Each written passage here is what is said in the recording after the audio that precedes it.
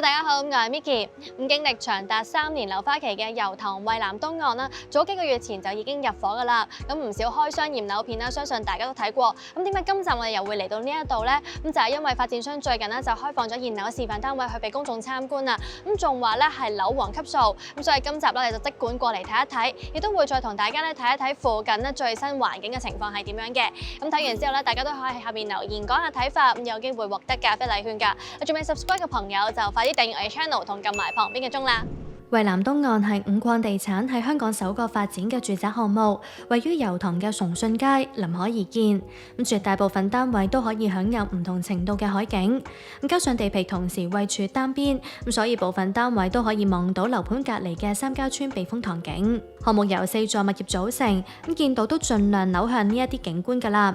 由於成個油塘工業區綜合發展區會採用梯級式發展，所以臨海嘅2座會比較矮，只有23層高，而後排2座就高29層，合共提供688房，就面積由237尺至到2136尺嘅開放式至到4房雙套單位。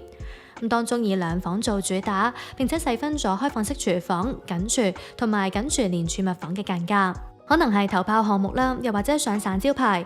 發展商喺2020年11月嘅時候，就以折實平均尺價大概17700幾蚊開出首批嘅單位，比起後啲位置嘅海澳灣喺2018年開售首批單位時候平超過1/1啊！成功吸引到市場嘅注視，首輪銷售率就超過92%。不過發展商之後一再延期交樓，令到本身已經長達大概28個月，即係近2年半嘅樓花期，增長至到去超過3年。期間樓線轉角，附近長實親海站又以平爆價出擊，或多或少都影響咗惠南東岸嘅估值，都令到唔少業主取消交易，撻訂離場。另一方面，呢一帶嘅環境都備受關注㗎。雖然呢個傳統嘅油塘工業區已經改劃為綜合發展區，但係轉型都需要時間。而且喺屋苑旁邊嘅水泥廠都仲運作緊，所以今次我哋一嚟到啦，都先睇睇周邊嘅環境有冇改善到嘅。屋苑嘅正門就係對住崇信街，現場所見啦，耐唔耐都會有貨車或者田螺車喺度經過或者停泊，但係成條路都唔算污糟。不過行到後面條街，即係鄰近水泥廠嘅仁宇圍，情況就截然不同，地下會濕滑好多，亦都停泊咗唔少嘅田螺車，難怪呢一邊嘅出入口啦都暫時鎖住咗㗎。另外喺水泥廠對出嘅海面都停泊咗幾艘大型運輸船喺度，其實部分單位望出嚟啦都會睇得幾清楚㗎。就算水泥廠之後遷出，都要等啲新樓逐步落成之後，環境同埋空氣質素先會有所改善。短期之內就未必做到啦。根據政府嘅規劃大綱，呢度嘅臨海用地發展商都必須要興建一條海濱長廊，之後就可以一直伸延去到西九龍。雖然而家就只係得一小段啦，但係坦白講都幾舒服嘅。屋苑都設有幾個嘅鋪位對住海濱長廊，不過暫時就未有商鋪進駐。睇翻成個屋苑，暫時累售425伙，剩翻263伙，就以3、4房大單位為主。主要集中喺前排嘅第1、2座。其實呢2座咧，亦都只係提供3、4房大戶嘅啫。由於佢哋係最臨海啊，戶戶都望到海景，所以發展商都傾向以招標形式發售。最近就開放咗3個嘅現樓示範單位俾公眾參觀，全部嚟自第1座16樓。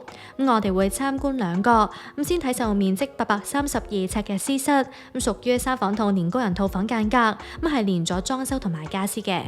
呢個單位咧就係冇玄關位㗎，所以一入到嚟咧個感覺都係非常之市井實用啦。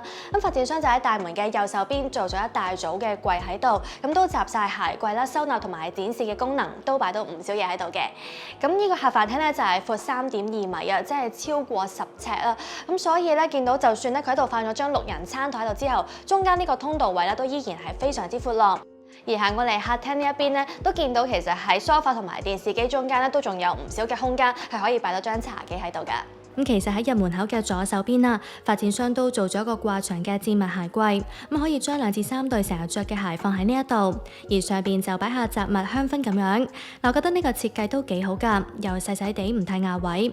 不過要留意啦，呢個櫃同埋飯廳嘅嗰一組櫃都係發展商為咗呢一個示範單位先加上去嘅啫。客飯廳有大約220尺，樓底就高3.1米，咁所以整體嘅空間感都唔錯。呢個單位向東南，外望三家村避風塘景，同埋南塘海峽、杏花村南灣半島嘅嗰一邊。咁加上又有山景啦，感覺的確係幾舒服㗎。不過而家客廳嘅家私擺位就令到坐喺梳化嘅時候，景觀角度局限咗喺避風塘景。咁所以如果可以嘅話，我會將梳化同埋電視擺位調轉，咁就可以望得更加遠啦。客廳相連26尺嘅露台，以趟門嚟去分隔，咁都有趣嘅。間唔中會見到麻鷹喺空中盤旋，有時都幾近距離㗎。咁可惜我哋就捕捉唔切，唯有俾大家睇住其他先。Hello， 廚房咧就喺客飯廳嘅中間入，咁我哋入去睇睇啦。廚房呈以長形、折曲尺形嘅工作台面，會有3頭明火煮食爐，備餐空間都充足。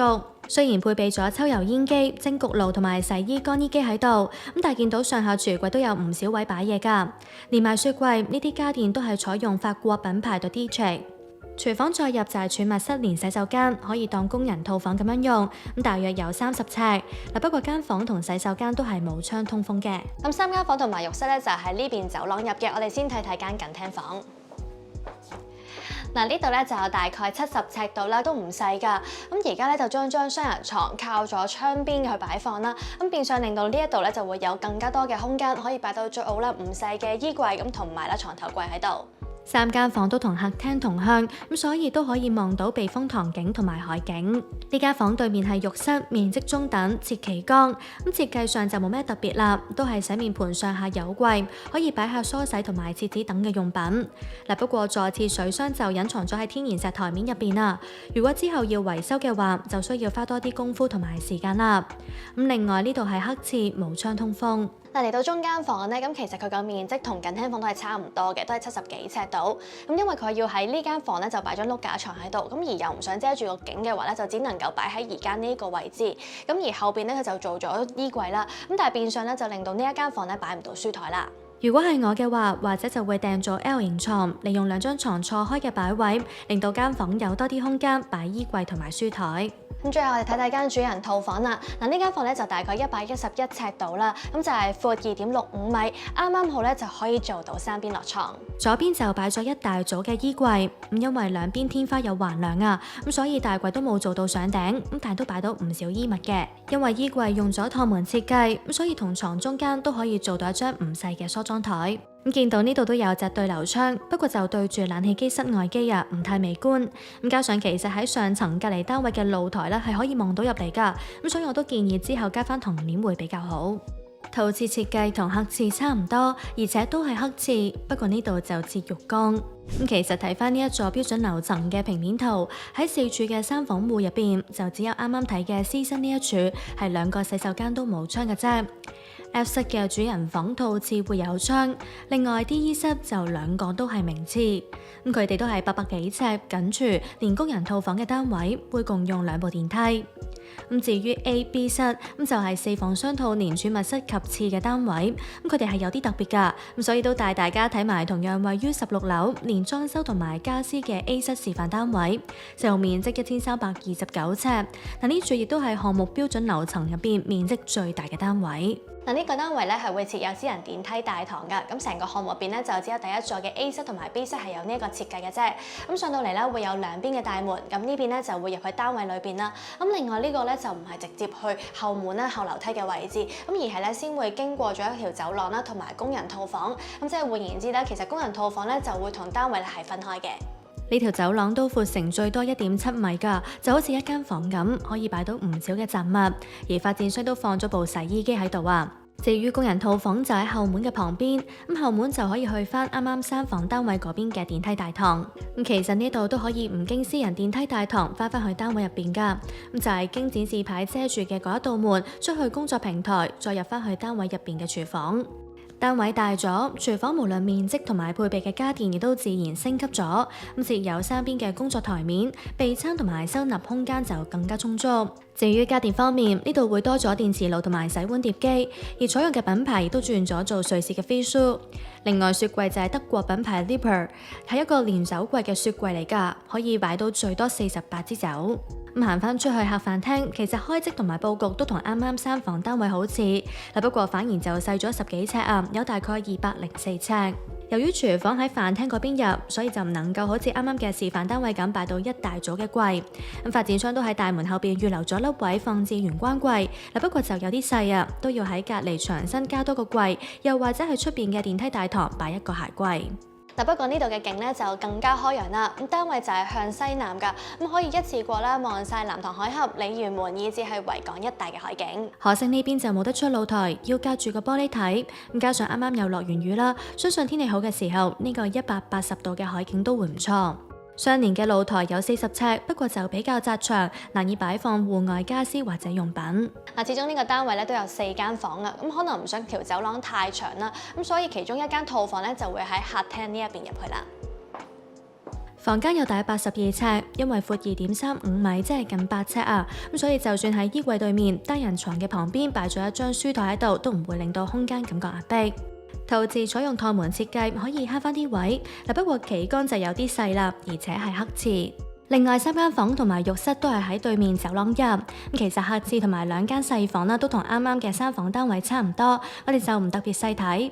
呢2間細房都係大概69尺。雖然就細啲啲啦，但係同客廳同向嘅海景景色應該可以抵消翻啩。我哋都睇埋間主人套房啦。呢間房咧就有大概190尺度啦。佢係主要分咗兩邊嘅空間嘅。呢邊就會係寢區，另外呢邊就係衣帽間。間房咧都做咗唔少窗喺度㗎。好似喺寢區呢邊咧就會有隻轉角大窗喺度，所以採光都唔差。嚟到衣帽間呢邊啦，同樣有隻大窗喺度。雖然都可以望到啲海景，不過亦都正望住咧隔離座㗎。變相咧私隱度就差咁啲，可能都要落簾啦。衣帽間就真係夠晒大啦，有2邊擺放衣物，中間有梳妝台，陶瓷亦都唔細，設有雙洗面盤、浴缸、企缸兼備，而且係全屋唯一一個有窗嘅浴室。發展商都陸續推出第一座嘅單位招標，都俾大家參考下近期同類型單位嘅成交價啦。3房套成交尺價由近18000蚊去到2萬蚊不等。當中 D 室同示範單位係位處同一邊嘅，景觀會差唔多。至於4房大戶22樓 B 室，喺今年3月就以3400萬賣出，尺價係大概27000蚊。呢一處就係同 A 室平排㗎，同樣向西南，同埋有私人電梯大堂。雖然單位面積就細少少，但都可以當作係一個參考。後排2座就以細單位為主，都有部分單位可以從第1座同埋第2座中間望到海景嘅。另外第5座嘅 A 室、F 至到 G 室同埋 J 至到 L 室就可以望到避風塘景。當中 A 室就係後排2座唯一一處嘅3房套單位。參考我哋28 House 嘅網站，而家呢一處有大約5個嘅放盤，叫租由3萬蚊去到32000蚊不等。尺租就大概係37蚊至到40蚊。不過參考主要代理所錄嘅租務成交，暫時就未有3房套單位租出。至於細單位嘅租務成交就明顯活躍啲啦，成交尺租介乎喺34至到53蚊。以5座中層一個 G 室單位為例，就面積450尺，上個月就由外區客以月租18000蚊承租，尺租大概係40蚊。業主喺2020年以大概860萬一手買入單位，喺未扣除管理費之前，租金回報率大概係2.5厘，略高過九龍區一般中小型單位大概2.1厘嘅水平。不過都要留意啦，蔚藍東岸嘅管理費係唔平㗎，每尺就大概5個6毫9。如果購買嘅話，租金回報率就同大市差唔多。睇翻28 House 嘅網站，而家開放式至到2房單位就有大約15個嘅租盤，叫租由12500蚊至到23000蚊不等。今次就好可惜啊，冇得入去會所參觀。根據資料啦，屋苑提供超過30項嘅康體設施，包括25米長嘅室外無邊際泳池、健身室、宴會廳同埋兒童遊樂室等等。至於車位方面呢，就有123個，會喺仁宇圍嗰邊入，差唔多要5.6戶爭個車位啊，比例就唔係好夠啦。其實喺第3座嘅基座都設有公眾停車場，提供171個嘅車位，當中私家車車位就有122個。始終呢個綜合發展區都仲喺起步階段，所以附近嘅交通同配套都唔係好完善。對外接駁以小巴為主，來回區內九龍城同埋旺角等一帶，亦都有1架巴士往返尖沙咀。其實喺蔚藍東岸對出都有個碼頭㗎，而家嘅船就主要來回西灣河同埋東龍島。不過遲啲就會加開往來油塘至到尖沙咀同埋中環嘅循環線。發展商就話啦，持有蔚藍東岸相關可乘船證明嘅住客，可以喺航線開啟之後1年內免費無限次咁樣搭。至於飲食方面呢，其實附近都冇咩嘢食㗎。喺利灣天下基座就有一間車仔麵檔同埋酒樓，而喺村入面就有幾間嘅餐廳同埋酒家。而買嘢亦都冇咩選擇，最近都要去返油塘站附近嘅購物商場大本營先有嘢食有嘢買。如果行過去要大約10分鐘嘅步程。不過沿路係有斜路㗎，亦都唔係所有路段有瓦遮頭。咁睇完今集之後，大家又覺得點樣呢？都喺下面留言話俾你知㗎，有機會獲得咖啡禮券。我最後中意呢條片嘅朋友就記得 like 同埋 share 啦。